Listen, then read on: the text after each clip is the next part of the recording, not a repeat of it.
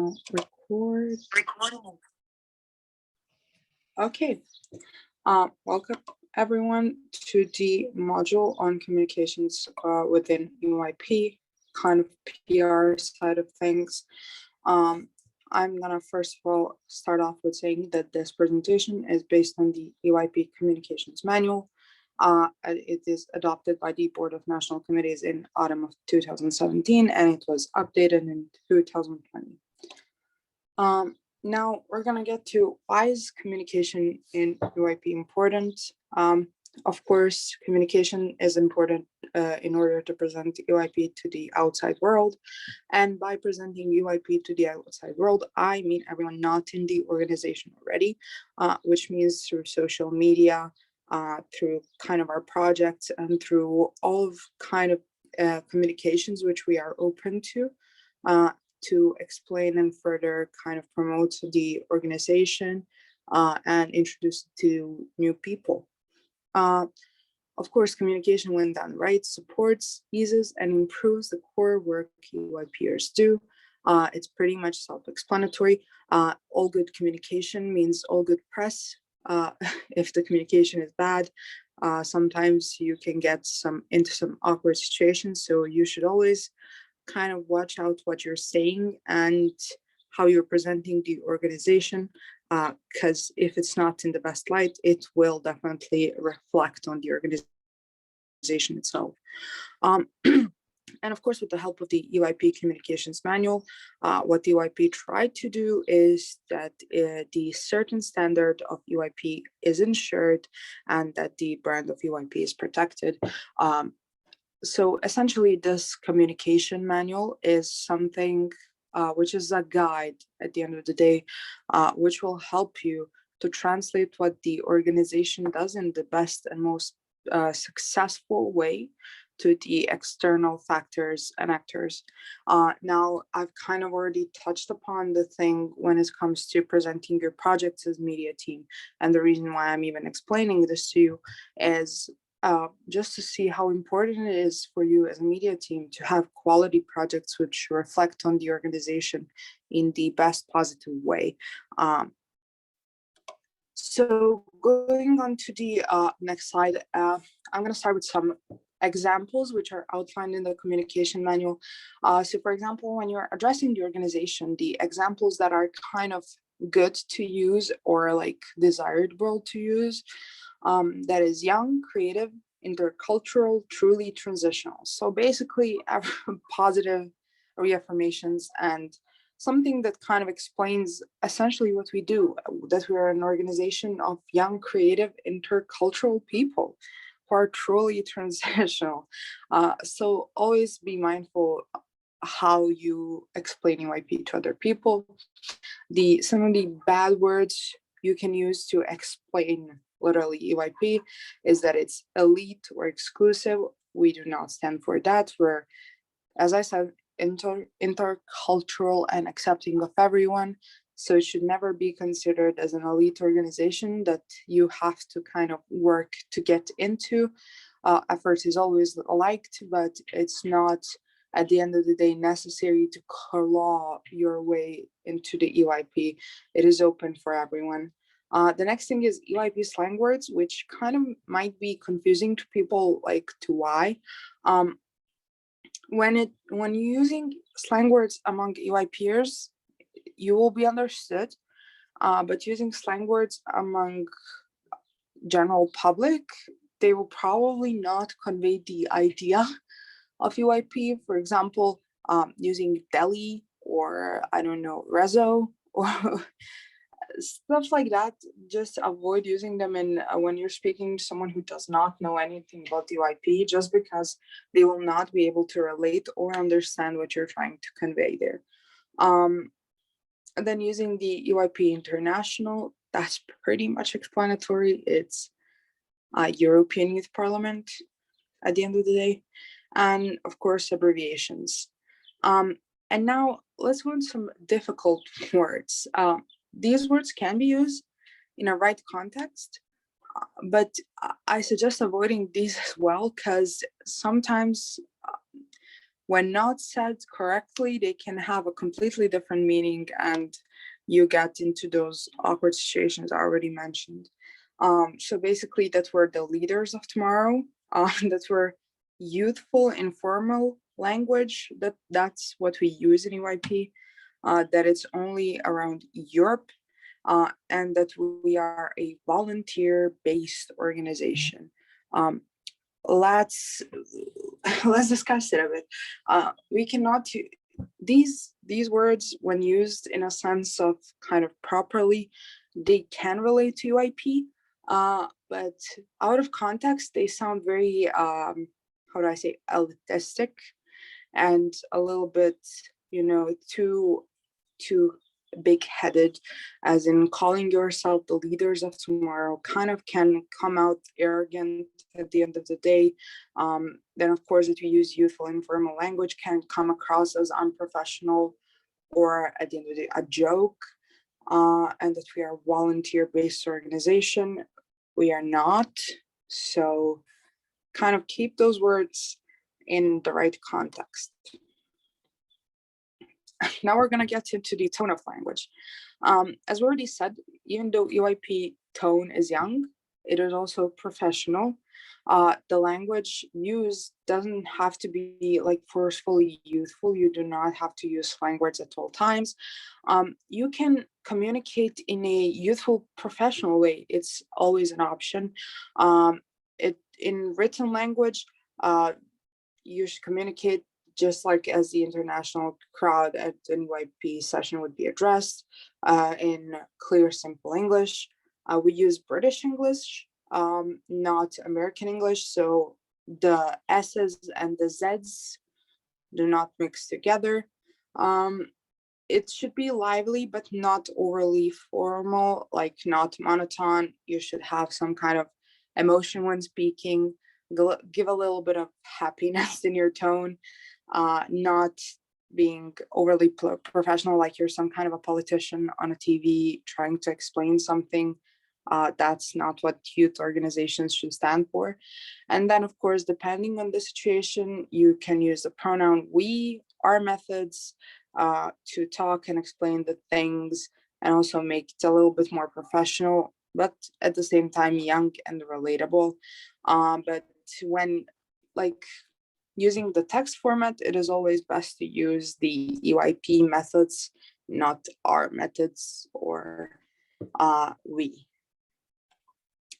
And now we're kind of gonna go into the use of pictures. Now, when we come back to we're basically physical EYP, we're slowly making our way back to physical sessions. More and more are starting to arise across Europe. Some are already being planned, some are already going to be executed during the summers, some are going hybrid. And this means that it's time to get back to photography and videography. And now some of these things might shock you, that these are pretty much the things that EYP photography covers, and these are some things that should be and should not be used in EYP. When we show pictures, you should show young people, smiling faces, passionate faces, team building activities, committee work discussions, passionate speaking poses, like someone getting really into the debate, and of course, diversity, colors, flags. It should show as much as acceptance as it possibly can. The reason why these pictures are here, like why are these rules here for pictures, it is not to convey a false image of EYP. It is to convey an image of EYP that we want to represent, that we want our organization to represent. At the end of the day, these are all values of EYP, and this is at the end of the day how we all feel at a session. But of course, we all have those little low moments when we're all tired from committee work or team building or whatever activity we're doing that day. So this is not a false advertisement at the end of the day, and these are not something like we say, oh, you cannot show it, you can't be tired in EYP. You can show it, and people most likely know that that happens. but it's much more appealing to people, and it does truly represent what the organization stands for when you show happy people, people enjoying themselves, hanging out with other people, and just having the time of their life. So you should basically focus the pictures and the posts at the end of the day. Now, when you're even in digital media, something about youthfulness, young people, diversity, and just showing the core of EYP. And now something that should never be shown, those are people sleeping or being visibly tired. As I said, we do not want to portray the organization something that is draining in every way, because it's not, but sometimes you just do not sleep at the right time in a physical session, and then the rest of the day you're being kind of nervous and tired and angry at everyone. So basically that's not what we're trying to convey, because people take things out of the context, and seeing a picture of someone laying head down on the table can have a pretty bad context when looked at it. Now the next thing is, of course, alcohol or drunk people. That shouldn't be even a thing in EYP, so mentioning is kind of redundant, but always good to say. So of course, cigarettes and people smoking, also something that should be completely taken out of EYP. Luxury brands, you should pretty much figure that one out. Why not show luxury brands? First of all, we're not trying to portray an elitistic organization where you can only come in if you have money, if you own this, and that. Everyone is welcome, and you do not have to have the brand new MacBook to participate in a session. So kind of conveying a picture where everyone just holding their iPhones during a session is not specifically the best. It kind of is a deep-rooted, like a psychological thing where it's just a feeling of not belonging if you do not have an iPhone yourself or something. Then, of course, showing too many young people in fancy suits. We're not trying to portray an image that we are an organization that kind of forces people to dress a certain way, and that is the standard of how you should dress, or you cannot be here. Everyone is welcome to dress themselves the way they want to, as long as it's appropriate. Blindfolded and circle team building pictures. This is quite of a weird one, but it kind of has something to do with the fact that sometimes these pictures are taken out of context as to they are portraying quote unquote cult like behavior, and that is quite weird. So we kind of avoid those pictures just so we don't have those external people coming in and saying, oh, EYP is a cult, look, they're doing these crazy rituals or something. So yeah, and of course, games such as Pass the Orange or Coin Game. If you've ever played these games, they're quite physical, and when the pictures are being taken, there is really not a good or flattering angle to showcase how these games go. They're quite good for team building, but in a sense, when you are trying to pass an orange from your neck to another person's neck, it looks quite weird in a picture, and it shows this uncomfortable physical affection and closeness. Going on to the next slide, we're going to discuss where to communicate media and channels. Basically, as we'll know today, especially in Corona, social media is the biggest and most important communication tool, both internally and externally. You can have social media profiles for the NCs. They're publicly accessible to everyone. And of course, this is where my most expertise come from. These sites, as you know, you probably seen EYP Azerbaijan, EYP Finland, any kind of EYP plus a country name that you type in, you can see an Instagram page for them, and even EYP Network has one. The way these posts are planned, they are designed by the public relations officer. most of the time, and they are quite carefully planned out.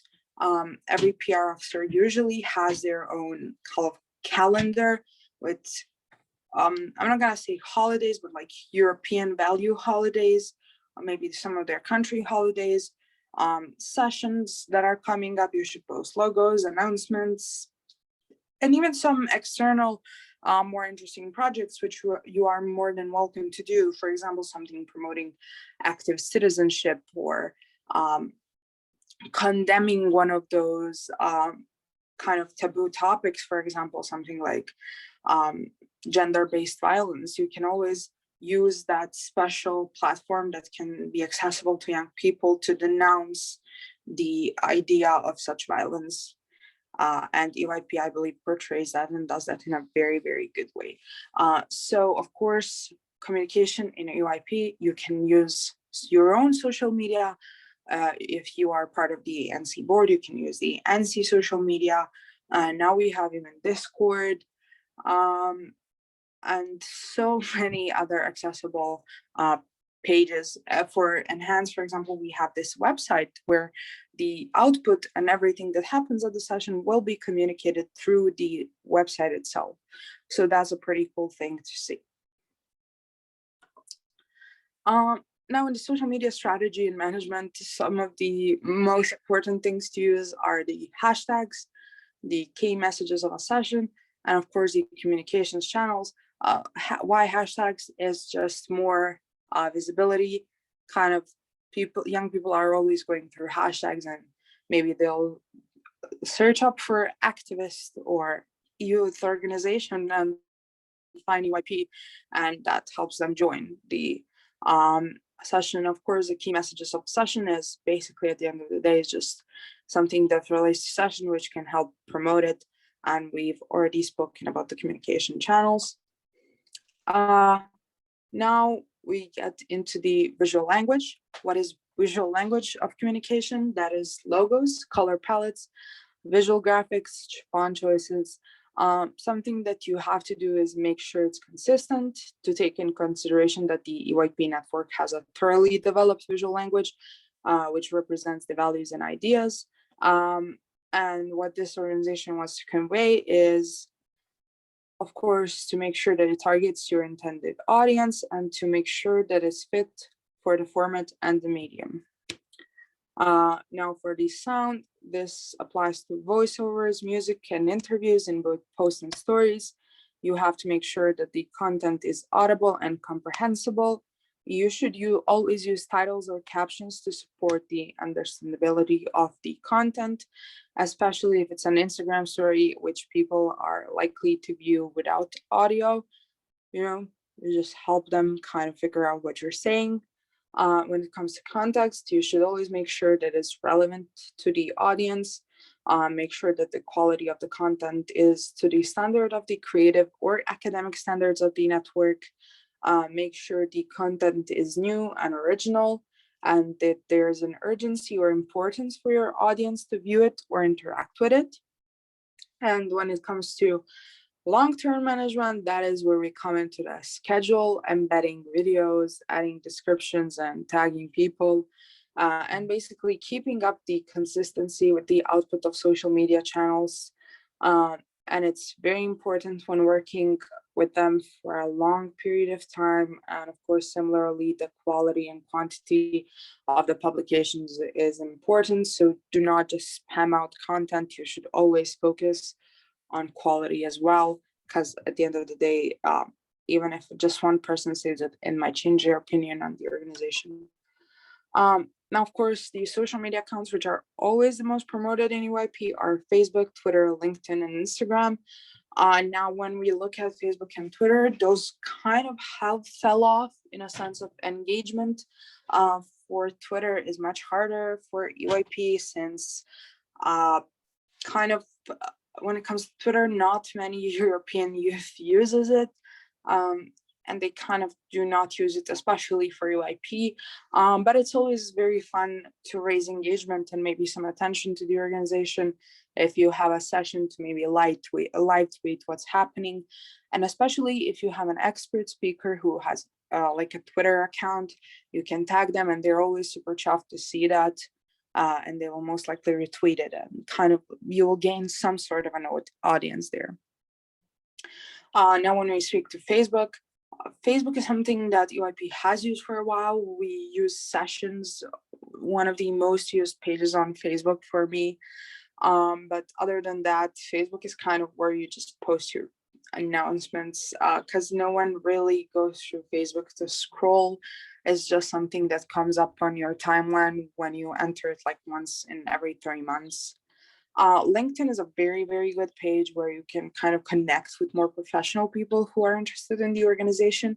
As I already said, such as sponsors, expert speakers, and some of the more serious people who are kind of looking to help out with the organization. And Instagram, of course, is the best one for this, where you can communicate with all of your members, all of the network.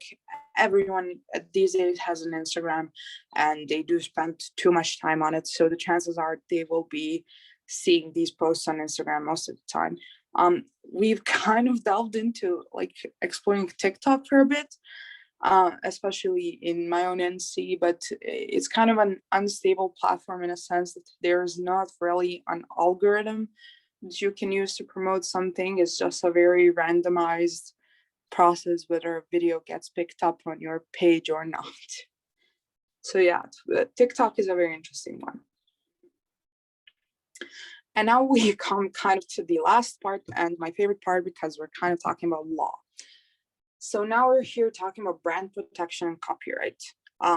I would assume that everyone knows that copyright is a legal right created by the law of a country that grants the creator of an original work or intellectual property, such as articles, pictures, recordings, videos, and exclusive rights to decide on use and distribution of their own creative work. Now, what I'm trying to convey here is when you are using EYP platforms to communicate, and this is especially very important for the project, you should never ever use other people's logos or other people's copyrighted work, such as music. Using a Dua Lipa song in your video project might seem like the best idea in the universe you've ever had, but I promise you, your video getting taken down for copyright is probably the least worrying thing you can think about when it comes to copyright.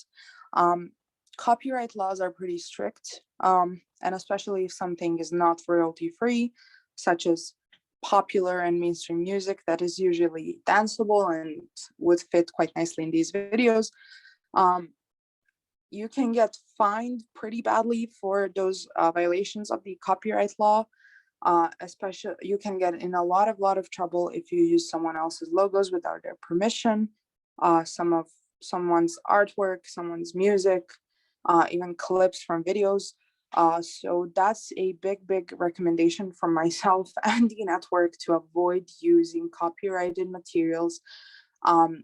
Go through every single source you can check to see if the material is copyrighted before using it, just to get yourself out of the trouble and potential mess you could get into. And with that, I will close out this module, and I will give you the floor to ask any questions that you have. If you do not have any questions, I will conclude the module.